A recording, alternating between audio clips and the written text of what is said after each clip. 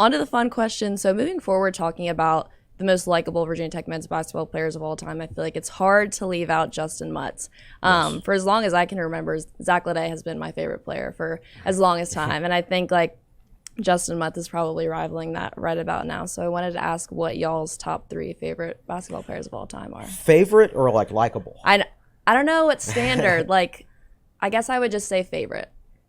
Jamon Gordon. Jamon is up there. Justin Robinson. Going way back, Jimmy Caruth.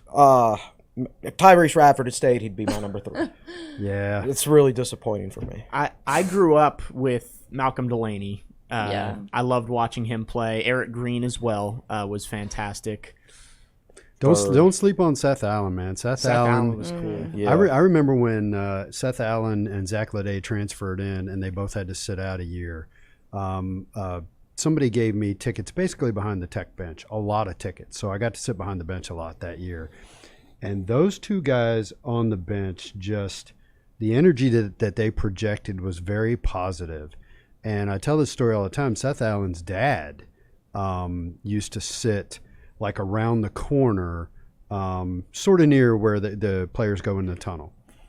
And he was a very large man. I think he's since passed away, actually. But he was a very loud, very positive person. I met him the night before, like, the first game. Or no, just a few hours before the first game of Buzz's era, I think. And he was at the game even though Seth was sitting out and everything. I met him at Alumni Hall, actually, of all places. And I went over and it was the same introduced thing. myself to him at the end of one season because, and I remember one game in particular, Tech was getting curb stomped by West Virginia. And Seth's dad was the whole game. Keep going, you can do it, baby. You know, just positive stuff. And that's why Seth is the way he was. Right. Yeah. You know, so I always liked him a lot. It's hard for me. Mutz might be my 3rd. Brian Matthews may be my 3rd. I don't know. My prediction is by the end of his career, Sean Padula will be in my top 3. Oh, yeah. I'm thinking the same. So, somebody you mentioned earlier in the podcast actually might be my 3rd. Justin Bibbs. That's what I was that's a going good to say. one. He gets Bibbs- overlooked. Bibbs always had a smile on his face. Right. The only time I ever saw Bibbs not smile after a post game was when UVA came in and like shellacked us by like 30.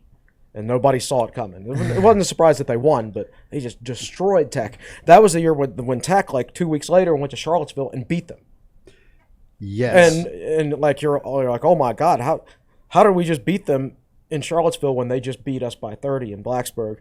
But after that game where UVA shell-shocked Tech in Blacksburg, that's the only post game where I never saw Justin Bibbs smile. He was always such a positive attitude guy. Always had a smile on his face. So he's a guy I always really liked too. Yeah. When he was a freshman, he was playing on one of the national teams, like U18, U17, and I was flying out of Dulles, and my dad just points over. He's like, "That's Justin Bibbs." He was going to go play in a tournament somewhere, so I went and gave him a go Hokies. So I always liked him for that. Met him, he laughed, and I think he took a picture with me or something. And I believe he was actually a James Johnson recruit that we retained. I think you're right. Buzz Yeah. retained. Yeah, good move by Buzz. That's it. All right. Well, thank you, Katie. That was fun. That was.